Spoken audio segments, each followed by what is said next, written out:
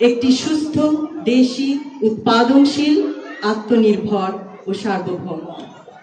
আমাদের লক্ষ্য আর কোনোদিন কড়াইল, ভাসানটেক, সাততলার এলাকার জনগণ চিকিৎসা সেবা থেকে বঞ্চিত না হন।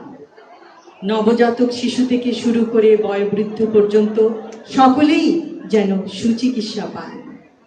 অন্তঃসত্ত্বা মা বোনেরা জটিল সমস্যারও চিকিৎসা সহজে ও দ্রুত পান।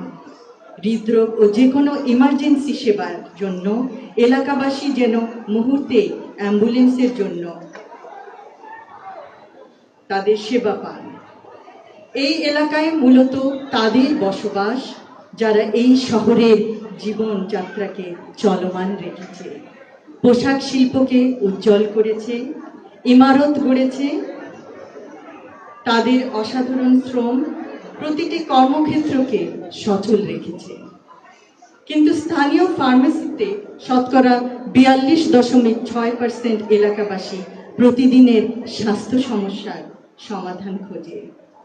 তারা যে কোনো মূল্যেই সুস্থ হতে চায়, যেন অসুস্থতার জন্য ছুটি নিতে না হয়। সত্যি অভাবনীয়।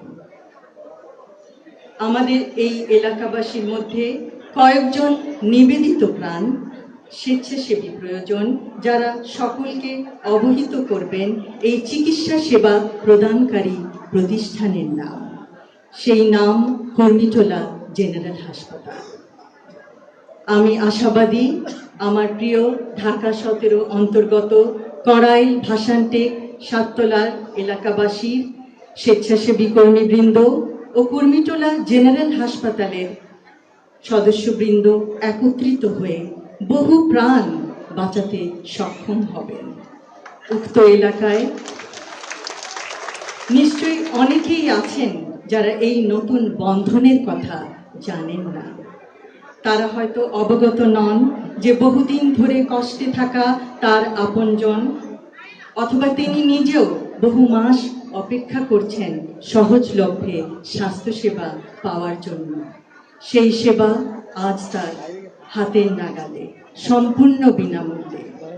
আজ আমরা তাদের স্বাস্থ্য সংক্রান্ত সব চিন্তার, কষ্টের অবসানের পথ দেখাতে চেষ্টা করতে চাই।